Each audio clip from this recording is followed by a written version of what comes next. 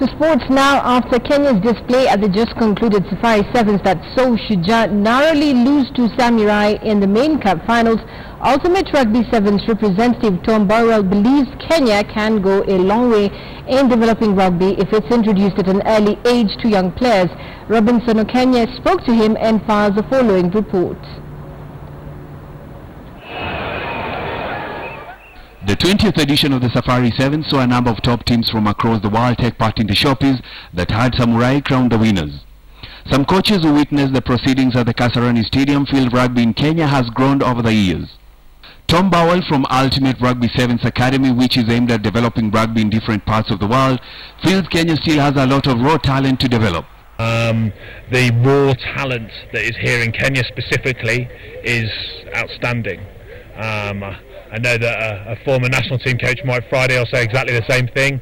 And hopefully with a little bit of extra coaching and development in certain areas, we're now doing in schools, colleges, universities and tier 2 clubs, and in the women's game you're beginning to see a real traction and change in some of the things that we're trying to coach and we're trying to put across to people. The 27-year-old former Newcastle Falcons player has been conducting rugby clinics in the country since 2014 and feels the country is headed in the right direction when it comes to rugby, but it should be introduced at an early age to young players. Take someone and start the game at a much younger age. I started playing at 6, right? So if you can get people playing the game at a much younger age and get those habits and those sometimes bad habits out of them at an early age, then you've got an even better player than your Chengays and your Andolas that we've seen that start. For me, the rugby in Kenya is already incredible, and it's about how you hone that talent and perhaps get people playing at a younger age.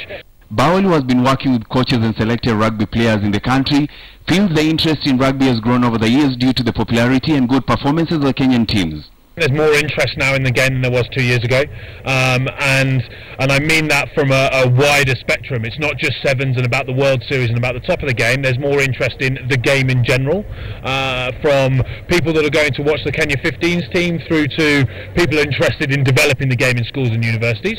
Burwell hopes the clinics he has conducted will give his students a chance to understand what it takes to play rugby sevens at the highest level and put them on the path to success.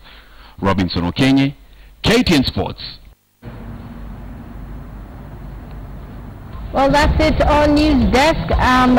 Join me at the top of the hour for News Track. My name is Najmi Ismail.